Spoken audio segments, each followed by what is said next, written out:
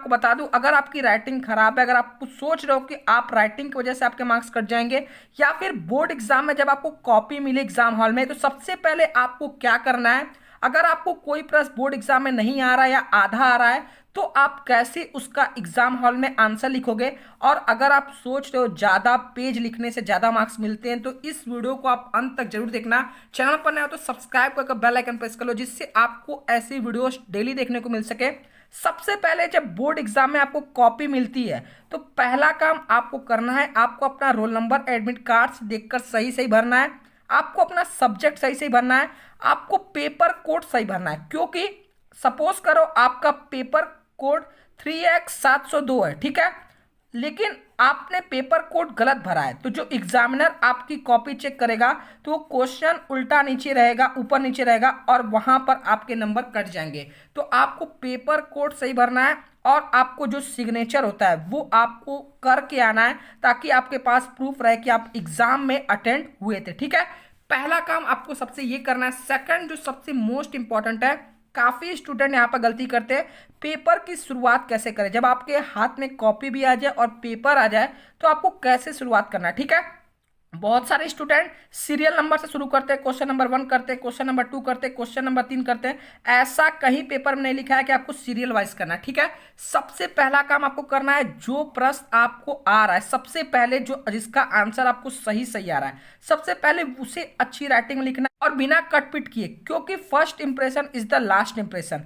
जब आपका front page सबसे अच्छा रहेगा और जो आपने क्वेश्चन लिखा है उसमें एग्जामिनर को कहीं गलती नहीं मिलेगा, तो एग्जामिनर को लगेगा ये बच्चा एकदम मन लगाकर पढ़ाई किया है साल भर, इसीलिए इसने कोई भी मिस्टेक नहीं किया है, तो वो आपको यहाँ पर फुल मार्क्स देगा। तो सबसे पहला काम, जो प्रश्न आपको एग्जाम में आ रहा है, पेपर में पहले अच्छे से पढ़ लो 15 मिनट। जो प्रश्न सबसे पहले आ रहा है उसे टिक कर लो, और सबसे पहले क्वेश्चन नंबर क्या करना है, जो प्रश्न आ रहा है, ठीक है। सपोज करो आप इंग्लिश का पेपर दे रहे हो, तो सबसे पहले आप देख लो सेक्शन ए का क्वेश्चन आपको आ रहा है कि सेक्शन बी का, ठीक है। तो सेक्शन ए का आ रहा है तो सेक्शन ए मेंशन करोगे। अब क्वेश्चन नंबर 3 कर रहे हो, तो 3 में भी ए बी सी पार्ट हो सकता है, तो जो पार्ट कर रहे हो वो मेंशन रहे, ठीक है, ताकि एग्जामिनर जैसे ही खोले, पेपर में मिला है कि क्या क्वेश्चन था और आपने क्या आंसर दिया, उसे कहीं आपके लिए एक्स्ट्रा वर्क ना करना पड़े, तब वो आपको फुल मार्क्स देगा, ठीक है। 2 पॉइंट क्लियर हुआ। तीसरा, अगर आपको बोर्ड एग्जाम में कोई प्रश्न आधा आ रहा है, ठीक है, तो आप सोचोगे क्या उसे मैं छोड़ दूं, तो ये गलती आपको बिल्कुल नहीं करना है, क्योंकि बोर्ड एग्जाम में स्टेप मार्किंग होती है, ठीक है। मैं आपको एक एग्जांपल के तहत समझाता हूं। जब बोर्ड एग्जाम में आप कॉपी लिख कर आ जाते हो, तो एग्जामिनर को एक आंसर की दी जाती है, ठीक है, उसी के उस पे एक स्टेप मार्किंग रहता है कि कौन से प्रश्न कितने अंक या कौन से स्टेप पे कितने मार्क्स देने हैं, तो एग्जामिनर उसी के हिसाब से आपकी कॉपी चेक करता है, ठीक है। सपोज करो मैथ का कोई क्वेश्चन है, उसमें लॉन्ग क्वेश्चन है, और उस क्वेश्चन में 4 स्टेप है, 8 नंबर का क्वेश्चन है, आपको 4 स्टेप में करना है, तो हर स्टेप से 2 नंबर है, तो 2 स्टेप अगर आपने सही किया है तो आपको 4 नंबर मिलेंगे। भले ही आपका जो लास्ट आंसर हो वो गलत हो, लेकिन अगर आपने 2 स्टेप सही किया है तो आपको नंबर मिलेंगे। सेम काम आपके इसी तरीके से सभी सब्जेक्ट में होंगे। तो अगर आपको बोर्ड एग्जाम में कोई भी प्रश्न आधा या कोई डेफिनेशन आता है, तो आप उसे जरूर लिखें, ठीक है। आप जितना क्वेश्चन बोर्ड एग्जाम में पूछा था उन सभी को अटेम्प्ट करने की कोशिश करें, ताकि आपको हर प्रश्न से 1-2 मार्क्स मिलते चले, ताकि आपका टोटल स्कोर बढ़ता रहे, ठीक है। सबसे मोस्ट इंपॉर्टेंट बात है, काफी स्टूडेंट कमेंट करते हैं कि सर बोर्ड एग्जाम में क्या ज्यादा पेज लिखने से ज्यादा मार्क्स मिलते हैं, तो मैं आपको बता दूं क्वालिटी मैटर करता है, क्वांटिटी नहीं, ठीक है। जब से कि अगर आपके बोर्ड एग्जाम में होता है वर्ड लिमिट, ठीक है, पहले ही मेंशन कर दिया जाता है कि आपको इस प्रश्नों का जवाब 30 वर्ड में देना है, 50 वर्ड में देना है, या ऐसे को 200 वर्ड में देना है। ये इसलिए कि आप जो लिखो टू द पॉइंट लिखो, एकदम सटीक आंसर लिखो, ठीक है।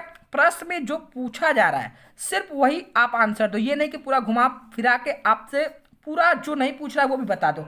आपको आंसर एकदम सटीक लिखना है, जितने वर्ड में बोले उतने वर्ड में लिखना है, और जितना कम पेज यूज करोगे लेकिन आंसर आपका सही रहेगा, तो भी आपको फुल मार्क्स मिलेगा। क्योंकि क्वालिटी मैटर करता है, क्वांटिटी नहीं मैटर करता है।